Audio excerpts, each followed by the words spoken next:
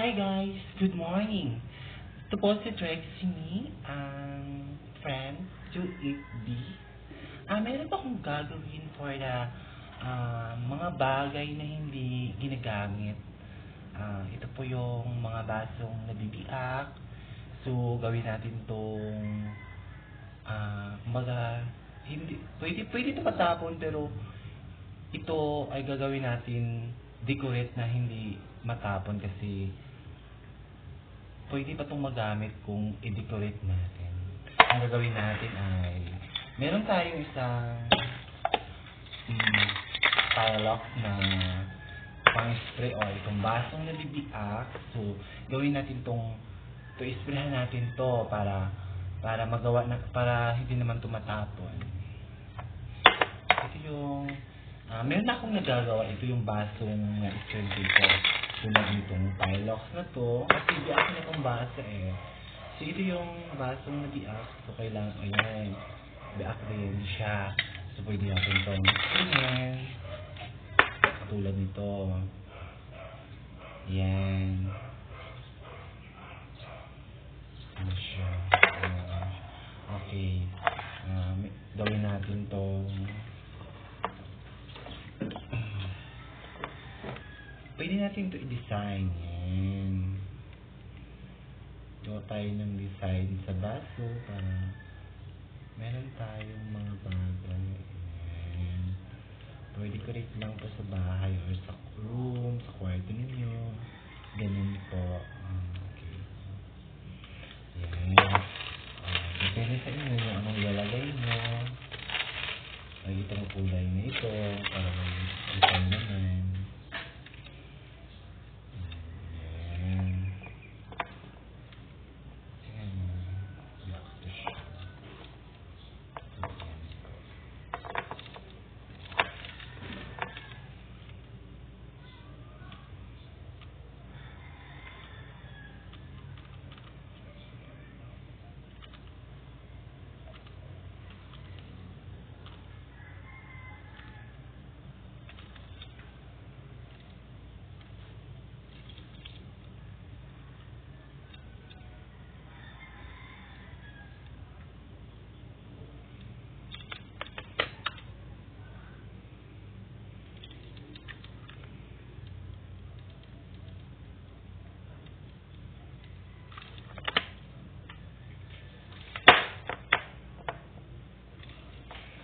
Pag sobra, pwede natin ito siyang putulan.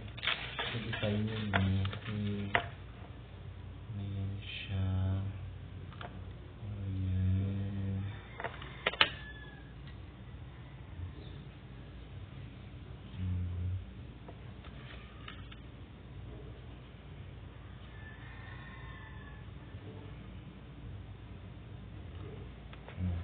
Ayan.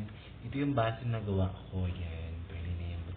Pwede tayong maglagay dito ng isang ribbon na kung anong gustong kulay. Meron pa tayo isang ribbon.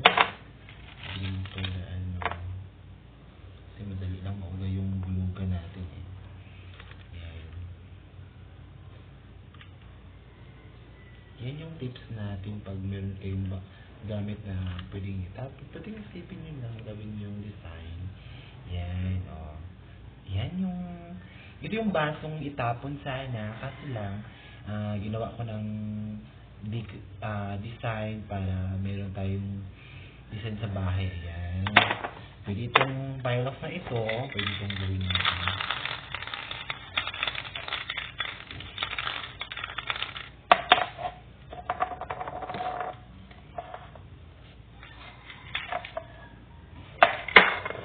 Ayan. Ayan siya.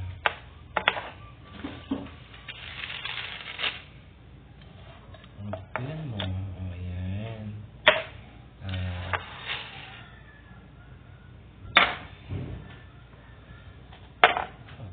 Okay.